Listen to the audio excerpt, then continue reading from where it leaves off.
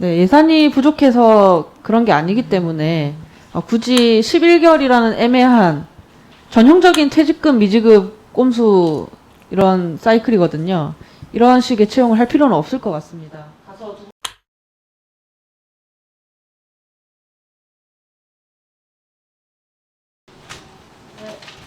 안녕하세요. 정의당 류호정입니다. 기술보증기금 이사장님, 예. 네, 그리고 중소벤처기업진흥공단 이사장님께 질문을 드리겠습니다.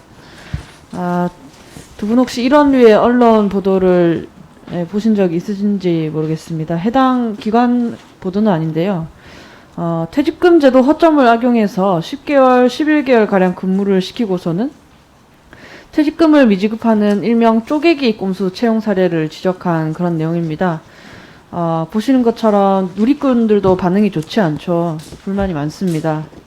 현행 근로자 퇴직급여 보장법, 일명 근태법이라고 하는데요. 노동자가 퇴직금을 받기 위해선 1년 이상을 일해야 합니다. 잘 아실 텐데요. 그런데 기보와 중진공에서도 장애인 인턴을 이런 식으로 퇴직금, 미지급 쪼개기 채용하고 있었습니다. 화면을 보시겠습니다. 지원자들이 확인했을 채용 공고문입니다. 기보의 경우에는 11개월, 중진공의 경우 10개월, 11개월로 근무기간을 정해두었는데요. 왜 이렇게 설정을 하셨는지 두 분 한번 답변을 부탁드립니다. 그 관련 규정을 한번 찾아보겠습니다. 저 사전에 이 부분을 보고를 못 받은 부분이고요. 네, 중진공 이사장님. 저희도 어떤 단기 그 장애 인턴으로 저는 이해하고 있습니다. 네. 저희에게 그래서 사전에 제출하신 자료도 보겠습니다. 여기 보면 공공기관 청년 일경험 사업 운영 가이드라인을 따른 해가 있고 자율적으로 기간을 선정한 해도 있습니다. 기재부의 가이드라인도 확인을 해볼게요.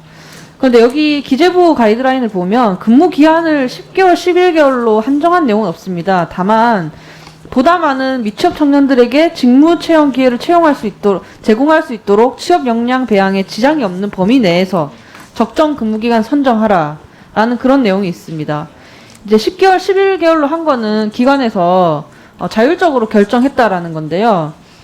이렇게 10개월, 11개월로 근무하게 되면 이 일을 하는 청년들에게 발생하는 부정적 영향이 뭐가 있겠습니까? 기보 이사장님. 예. 장기 근속 경험이 없다든지 하는 그런 문제가 있을 것 같습니다. 근데 다만 인턴에 관해서 일반적으로 1년 내에 하는 게 아마 관행이니까 그걸 따르지 않았나 싶은데요. 이런 인턴이 퇴직금 못 받는 부분에 대해서는 깊이 성찰을 하지 못했습니다. 네, 말씀하신 대로 이제 퇴직금을 못 받게 되죠. 퇴직금을 애매한 기간을 근무를 하게 돼서 퇴직금을 못 받고 나오게 되면 사실 각 기관에서 제출해 주신 고용 안정성 강화라든지 현업 적응도 제고 취지에서 좀 벗어난다라고 봐야겠죠. 왜냐하면 퇴직금을 받지 못하면 기재부에서 권고한 취업 역량 배양을 위해서 흔히 말하는 취업 준비 비용으로 쓸 수 있는 금액도 줄어드는 거거든요.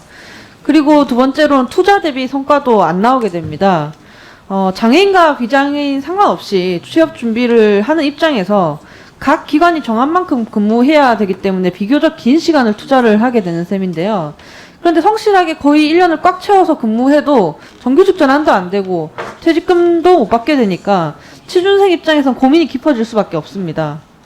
이렇게 애매한 기간으로 퇴직금, 미지급, 꼼수 채용이라는 이런 오해를 사느니 연장을 해서 퇴직금까지 줄 수 있는 방향으로 하는 게 어떻겠습니까? 저희가 예산 내역도 받아봤는데 인건비 예산이 부족해서 그러시는 건 아닌 것 같더라고요. 중진군 이사장님 어떻게 생각하십니까? 지금 예산의 문제, 어쨌든 이 인턴 사업이 기본적으로 어떤 정규직이나 이런 거보다는 어떤 일정한 1년 이내에 사업으로 저희들이 예산을 확보한 것으로 저는 이해하고 있습니다. 네, 예산이 부족해서 그런 게 아니기 때문에 굳이 11개월이라는 애매한 전형적인 퇴직금, 미지급, 꼼수 이런 사이클이거든요. 이런 식의 채용을 할 필요는 없을 것 같습니다. 가서 두 분 다 잘 챙겨주실 수 있나요? 예, 알겠습니다. 네, 챙겨보겠습니다. 네, 감사합니다. 자, 다음.